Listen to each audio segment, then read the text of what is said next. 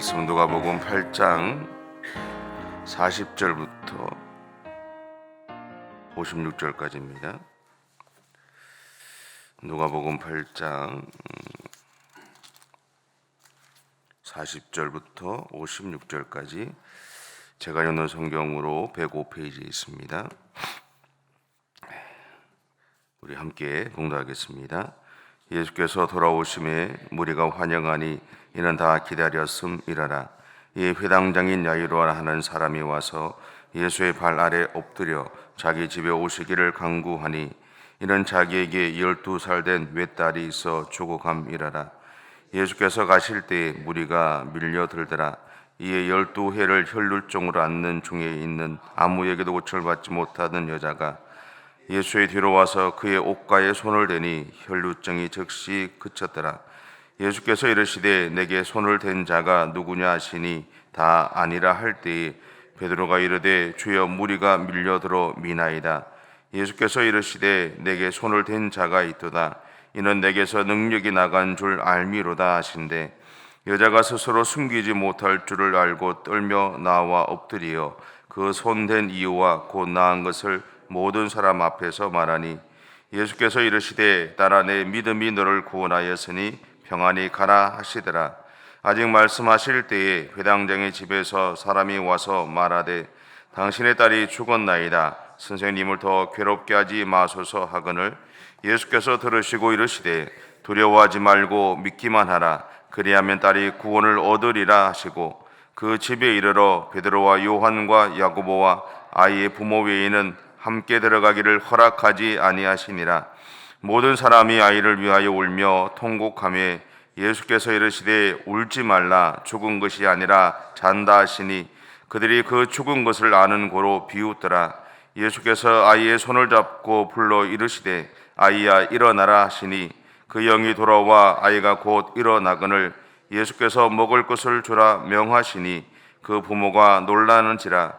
예수께서 경고하사 이 일을 아무에게도 말하지 말라 하시니라. 아멘. 회당장이었던 야이로에게는 이제 딸이 하나 있었죠. 근데 그 딸이 이제 병에 걸려서 죽음의 문턱에 서 있었다고 성경은 정언을 합니다. 우리에게는 야이로에게 사실은 몇 명의 자녀가 있었는지는 모릅니다. 그냥 성경에 외딸이라고 하기 때문에 우리는 그냥 딸이 하나만 있었다라고 생각을 할 뿐이죠. 근데 하나밖에 없던 딸을 잃을 상황에 있던 이 야이로가 제정신을 차릴 수 없었을 것이라고 우리는 생각할 수 있습니다. 부모에게 많은 자녀가 있다고 해도 그 중에 하나를 잃게 되면 모든 부모가 그의 제정신을 이렇게 잃게 되죠. 그리고 소위 말하는 정신줄을 놓고 이제 살아가는 모습들을 이제 바라보게 됩니다. 그래서 부모는 자신의 자녀를 잃지 않기 위해서 최선을 다해서 노력을 하죠. 일반적으로 회당장은 그 회당을 책임지는 사람을 말합니다. 그에게는 몇 가지 직무가 있습니다. 하나는 회당의 예배와 집회를 인도하는 일이 있었고요. 또 하나는 회당 건물을 유지하고 보존하고 운용해야 될 책임이 있었습니다. 그리고 또 하나는 회당 예배의 질서와 그리고 신성함을 유지해야 되는 책임도 있었고요. 또 하나는 토라라고 일반적으로 유대인들이 얘기하죠. 토라라고 하는 이제 모세오경, 우리가 얘기하는 율법을 낭독하거나 그리고 그날 말씀을 전해야 되는 사람을 선택하는 권리가 있었습니다. 이렇게 보면 이 회당장이라고 하는 사람은 그 사회에서 상류 사회의 일원이었다라고 할 수 있습니다. 다르게 보면 유대 사회로 표현하면 유대 지도자들급에 속하는 사람이었죠. 그래서 사회적인 지위를 가지고 있었고 또 존경받던 인물이기도 했습니다. 오늘날 우리로 치면 이제 그 지방의 유지 같은 그런 사람이라고 이해할 수 있죠. 그런 회당장이 지금 예수님에게 이제 무릎을 꿇었다라는 겁니다. 이 모습은 지금 회당장 야이로에게 있어서 자신이 가지고 있는 사회적 지위나 명예보다는 자신의 딸을 살리는 일이 더 중요했다는 것을 이제 우리에게 알려주고 있죠. 예수님 그 야이로가 예수님에게 이렇게 무릎을 꿇었다, 예수님의 발 아래 엎드렸다라는 것은요. 그래서 복종한다, 항복한다라는 의미를 가지고 있습니다. 우리가 어려움 앞에서 하나님에게 항복할 때 하나님이 움직이시는 것을 보게 되죠. 다시 말하면 우리가 모든 것을 내려놓고 온전히 하나님을 향해 집중하며 믿음의 삶을 살아갈 때 하나님의 역사하심이 시작되는 것을 우리는 경험하고 있습니다. 이것을 우리는 하나님이 응답하심이다라고 말하죠. 당시 유대 지도자들은 예수님에 대해서 탐탁하지 않게 생각했습니다. 사람들이 예수님을 따라다니는 것도 싫었고, 또 예수님이 자신들을 향해서 지적하던 이야기도 그들의 마음을 불편하게 만들었습니다. 그래서 그 당시 유대 사회의 어떤 지도자, 다시 말하면 유대 사회의 상류 사회는 예수님을 제거하고자 했던 겁니다. 불편하게 만드니까, 자기들을 어렵게 만드니까 없애고자 했던 거죠. 근데 지금 당시 유대 지도자들이 이루고 있던 상류 사회의 일원이었고, 그들과 교류하면서 생각을 같이 했던 회당장이 예수님 앞에 무릎을 꿇었다라는 거죠. 이것은 사실은 그 사회에서는 이렇게 상상할 수 없는 이야기였어요. 근데 야이로가 이렇게 한 것은 하나밖에 없습니다. 자신의 딸의 생명을 지키고자 했다는 거죠. 그럼에도 불구하고 이것은 유대 사회에서 유대 지도자들의 입장에서는 용납될 수 없는 일이었어요. 본문에 보면 야이로는 예수님에게 이런 이야기를 합니다. 자신의 집으로 가서 아이를 좀 고쳐달라고 얘기를 하죠. 여기서 또 하나의 문제가 있습니다. 그것은 뭐냐면 현재 자신의 집에는 지금까지 자신과 교류하던 사람들이 모여 있었어요. 왜냐하면 그 사람의 아이가 죽을 상황에 처해 있다는 걸 알고 있었기 때문에 사람들이 모여왔을 거예요. 근데 그 사람들이 모여있는 그 자리에 예수님이 간다라고 하는 것은 그 사람들에게 지금 야이로가 어떤 일을 행하는지를 명확하게 보여주고 있는 일이 된다라는 거죠. 이 일로 인해서 야이로는 유대 사회에서 유대 주대들 사이에서 자신이 지금까지 누리고 있었던 모든 것들을 잃을 수밖에 없는 상황에 몰리기도 했을 것이고, 유대 지도자들로부터 책망을 받을 수 있는 상황이기도 했을 겁니다. 그것이 상황이라면, 근데 야이로의 입장에서 보면 그것을 생각할 마음의 여유가 없었다라는 거죠. 그에게 있는 건 딱 한 가지였습니다. 어떻게 하든 간에 자신의 딸을 살리는 거였어요. 그것이 그에게 있는 유일한 목표였고 목적이었어요. 그런데 야이로의 집으로 가던 그 예수님의 일행 사이에 한 여인이 들어오게 됩니다. 성경에 표현하는 것은 뭐냐면 2년 동안 혈루증이라는 병에 걸려서 고통을 받았던 여인이라고 그러죠. 일반적으로 이 혈루증이라는 게 여자분들을 하혈을 하는 것을 이야기하는데 12년 동안 자신이 가지고 있는 모든 재산을 사용해서 그 병을 고치려고 했지만 방법이 없었다 그러죠. 죽음의 상황 속에 몰려 있는 거죠. 하다 할 수 있는 모든 방법을 다 동원해서 해보다가 이제는 그 방법들이 다 없어진 겁니다. 돈도 없어지고. 그래서 그녀가 선택한 것은 뭐냐면 예수님을 통해서 자신의 병이 고침을 받고자 하는 마음이 밖에 없었어요. 유일한 선택이었습니다. 그래서 그 무리들 속에 들어갔어요. 근데 여러분 계속해서 말씀드리면 아시겠지만 유대 사회에는 병에 걸린 사람은 하나님 앞에 죄를 지은 사람입니다. 그렇다는 것은 그 사람은 부정한 사람이다라는 거죠. 그 부정한 사람이 예수님의 무리 속에 일행 가운데 들어갔다라는 거예요. 베드로 예수님이 그런 이야기 하시잖아요. 지금 내 몸에 손을 댄 사람이 누구냐고 했을 때 베드로가 뭐라고 그랬어요? 사람들이 서로 밀고 있습니다. 모든 사람들이 손을 댈 수 있습니다라는 얘기했어요.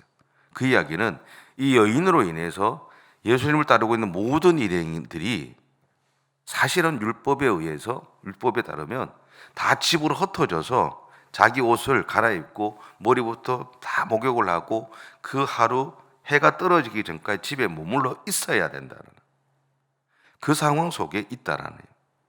근데 그 상황을 알면서도 이 여인이 그 무리 속에 들어갔던 이유는 한 가지였다라는 거예요.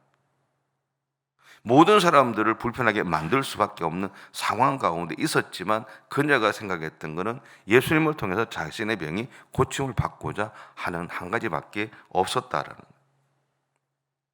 그래서 예수님은 일행의 발걸음을 멈추시면서 그녀를 찾으셨어요. 그리고 그 여인에게 이렇게 얘기하세요. 당신이 가지고 있는 믿음이 이러한 결과를 얻었다라고 하면서 그녀의 병이 고침을 받았음을 선언하세요. 그런데 이 상황에서 회당장은 애가 탔어요. 왜냐하면 자신의 딸이 죽음을 앞두고 있는, 소위 말하는 사경을 헤매고 있었단 말이에요. 그렇다는 것은 시간이 없다라는 것을 의미합니다. 애가 타죠. 빨리 내가 예수님 앞에 무릎까지 꿇고 내가 했는데, 내가 사회에서 인정받을 수 있는 내가 누리던 거 다 포기하고 했는데 빨리 가셔야 되는데 가지 않는다라는 거예요. 저 여자는 왜 여기 들어와서 이 발걸음을 멈추게 하느냐라는 거예요. 얼마나 마음이 애가 탔겠어요.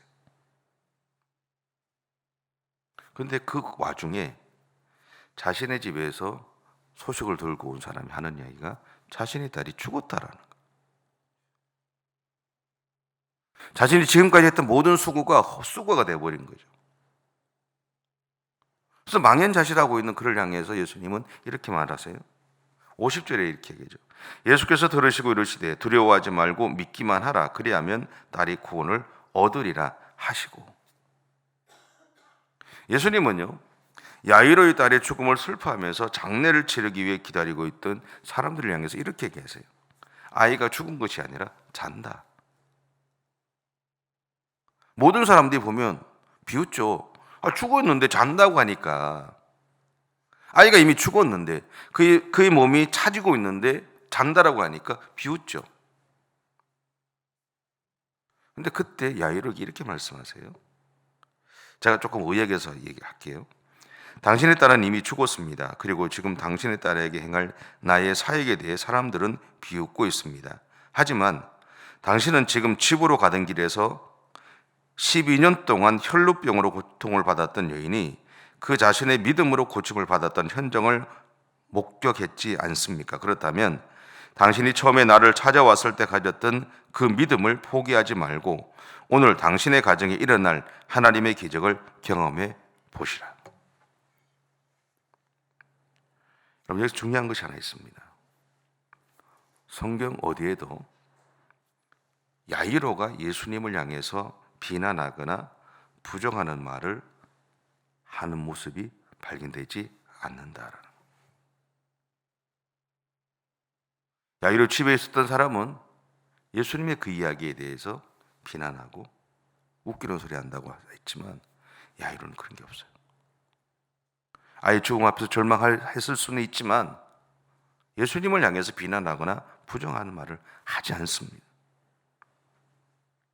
어쩌면 그 순간 야이로는 자신의 집으로 오던 길에서 만났던 여인에게 일어난 그 사건을 기억해냈을지도 모릅니다. 예수님이 이야기하신 것처럼. 그리고 그의 마음에는 자신의 딸에게도 그렇게 행해 주실 것이라는 믿음이 있었을 거예요. 어쩌면 12년 동안 혈루병에 걸렸던 그 여인의 사건이 오늘 본문의 이 야이로의 사건의 중간에 들어갔던 이유 중에 하나는 뭐냐면 야이로에게 이 사건을 통해서 그 딸을 하나님이 어떻게 살리실 것인지를 보여주는 모습이기도 했을 거예요. 만약에 그 사건이 없었다 그러면 야이로는 자신의 딸의 죽음 앞에서 이 아이가 잔다라고 했을 때 그것을 믿지 못했을 거예요. 어쩌면 그렇게 이야기하는 예수님을 향해서 다른 무리들과 함께 비난하고 부정하고 그랬을지 몰라요. 그리고 가던 길을 멈추고 예수님, 우리 아이 딸이 죽었으니 이제 오지 마십시오. 안 가셔도 됩니다라고 했을지 모릅니다. 예수님이 두려워하지 마라, 믿기만 하라고 했을 때 웃기는 소리 하지 마십시오. 이미 아이가 죽었는데 이 뭔 쓴소리 아니냐고. 아이가 죽기 전에 가야지. 그렇게 했을지도 몰라요. 그런데 그 중간에 12년 동안 혈루증으로 고통받던 여인을 고치는 그 사건을 통해서 야이로는 예수님이 사람을 살릴 때, 사람에게 역사할 때 어떻게 역사하시는지를 명확하게 깨닫게 됐다는, 그 여인이 병에서 놓인 것은 그 여인의 믿음으로 고침을 받았던 것처럼 자신의 딸이 지금 비록 죽었지만 이 아이를 살리는 것 또한 나의 믿음으로 될 것이라는 확신이 그 안에 생겼을 겁니다. 그래서 예수님은 야이로의 부부와 올라가서 아이에게 이렇게 명령하시죠. 아이야, 일어나라. 여러분, 이 순간 이 야이로 부부는요, 하나님의 기적을 선물 받습니다. 자신의 딸을 다시 살아난 거죠. 여러분, 이 사건은 공관복음에 등장합니다. 그렇다는 것은 이 사건을 통해서 복음서가 우리에게 말하고자 하는 것이 있다는 것을 의미합니다. 그것은 예수님을 향한 우리의 믿음이죠. 믿음은 오늘 우리를 향한 하나님의 일하심의 출발점이 됩니다. 이것을 기억하고 사셔야 됩니다. 그리고 오늘 그리스도인으로 살아가는 우리는요, 예수님을 믿으셔야 합니다. 여러분의 하나님을 믿으셔야 하는 거죠. 그리고 철저히 하나님의 은혜 안에서 살아가셔야 합니다. 오늘 하루도 여러분의 하나님을 믿으십시오. 그분이 여러분의 삶을 이끌어 가실 것이고 보호하실 것이고 함께해 주실 것입니다. 그리고 그분의 은혜 안에서 이렇게 여러분에게 이렇게 주어진 오늘 하루의 삶을 살아가시기를 바랍니다. 기도하겠습니다. 사랑의 주님, 감사합니다. 오늘도 우리를 사랑해 주시고 우리를 세워주시고 우리의 삶을 이끌어가 주시는 주님, 그 사랑과 그 은혜에 감사를 드립니다. 주님, 주께서 오늘 또 우리에게서 믿음을 찾으시는 하나님의 마음을 우리가 기억하게 하시고 오늘 하루 우리에게 주신 하루의 삶을 살아갈 때 하나님, 우리에게 펼쳐지는 수많은 경우의 수들이 생기겠지만 그 모든 상황 속에서 하나님을 향한 우리의 믿음을 포기하지 않고 주님을 바라보며 믿음으로 또 기도함으로 그 길을 달려갈 수 있는 은혜들을 허락해 주옵소서. 분명한 것은 주께서 우리와 함께 해 주실 것이고 주께서 우리의 삶을 보호해 주실 것이고 주께서 우리로 하여금 승리하게 해 주실 것입니다. 그렇게 해 주실 하나님을 찬양하며 예수님의 이름으로 기도드립니다. 아멘. 하늘에 계신 우리 아버지, 아버지의 이름을 거룩하게 하시며 아버지의 나라가 오게 하시며 아버지의 뜻이 하늘에서와 같이 땅에서도 이루어지게 하소서. 오늘 우리에게 일용할 양식을 주시고 우리가 우리에게 잘못한 사람을 용서하여 준 것 같이 우리 죄를 용서하여 주시고 우리를 시험에 빠지지 않게 하시고 악에서 구하소서. 나라와 권능과 영광이 영원히 아버지의 것입니다. 아멘.